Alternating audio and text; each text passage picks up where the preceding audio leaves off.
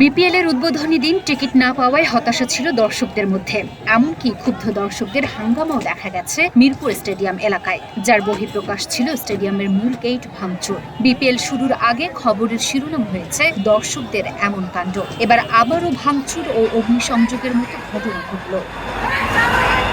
একদিন বিরতি দিয়ে আজ থেকে আবারও মিরপুরে ফিরছে বিপিএল। আজ দিনের খেলা শুরুর আগেই টিকিট প্রত্যাশীরা ভাঙচুর ও অগ্নিসংযোগ করেন। আজ দুপুর 12:30টার দিকে ঘটনা ঘটে।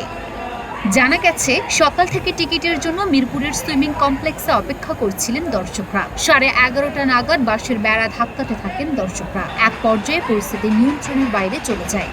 গেট ভেঙে ভেতরে প্রবেশ করে বুথ ভাঙচুর চালান দর্শকরা। এক পর্যায়ে সেখানে আগুন ধরিয়ে দেয় বিক্ষুব্ধরা। পরবর্তীতে আগুন নিয়ন্ত্রণ আনে ফায়ার সার্ভিস। এরপর জায়গাটি নিয়ন্ত্রণে নেয় আইন শৃঙ্খলা রক্ষাকারী বাহিনী।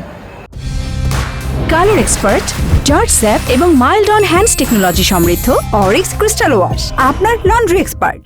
প্রত্যক্ষদর্শী একজন ঢাকা পোস্টকে জানিয়েছেন, শুরুর দিকে সবাই টিকিটের জন্যই লাইনে দাঁড়িয়েছিল, কিন্তু পরে যখন শুনতে পারে টিকিট সেখানে নেই, তখন দর্শকরা ক্ষিপ্ত হয়ে ওঠে। প্রসঙ্গত, এবারের বিপিএল এর টিকিট অনলাইন থেকেই কেনা যাচ্ছে। এছাড়া মধুমতি ব্যাংকের নির্দিষ্ট শাখা থেকেও সংগ্রহ করা যাচ্ছে টিকিট। তবে গত 31 ডিসেম্বর ব্যাংক হলিডে থাকায় বুথ থেকে টিকিট ক্রয়ের ব্যবস্থা রেখেছিল বিসিবি। লুনা ফ্রোজনিপা, ঢাকা পোস্ট।